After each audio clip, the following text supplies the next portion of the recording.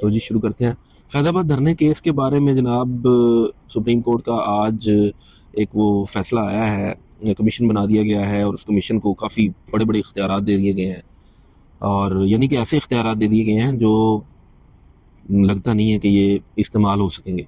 मिसाल के तौर पे कमीशन को ये इख्तियार दे दिया गया है कि वो साबिक चीफ जस्टिस और साबिक DG ISI को तलब कर सकता है, और अगर वो पेश ना हो तो उनको गिरफ्तार भी कर सकता है। सुना आपने? ये आज अबसार आलम साहब ने अदालत में ये बात कही भी कि जनाब ये तो ऐसे इख्तियार हैं कि जिनके बारे में जिनको इम्प्लीमेंट करना शायद पॉसिबल ना हो। तो कादी फाइज साहब ने ये कहा कि अभी आप कमीशन बनने दें, अभी से आप खदशात का इजहार ना करें, देखते हैं क्या होता है।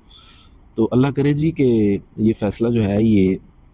इस पे जो भी हकीकी मुजरमान हैं,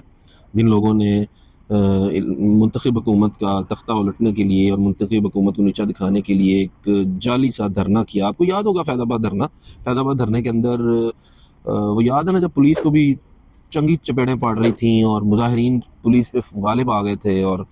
पुलिस बेचारी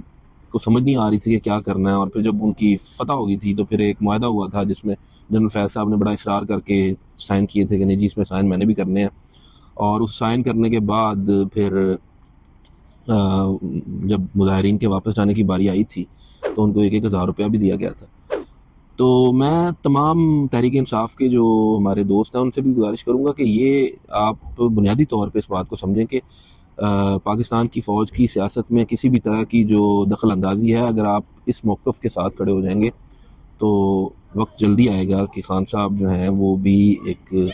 अच्छे सियासी लीडर के तौर पर सामने आ सकते हैं। लेकिन अगर आप इस बात के ऊपर राज़ी ना हुए और खान साहब जिस तरह से अपने जेल जाने से चंद दिन पहले तक आर्मी चीफ को आवाज़ें देते रहेंगे पायन मैंने बचा लो, पायन मैंने बचा लो, तो अगर खान साहब का यही रवैया बरकरार रहा तो जनाब फिर आप इस बात की तवक्को ना करें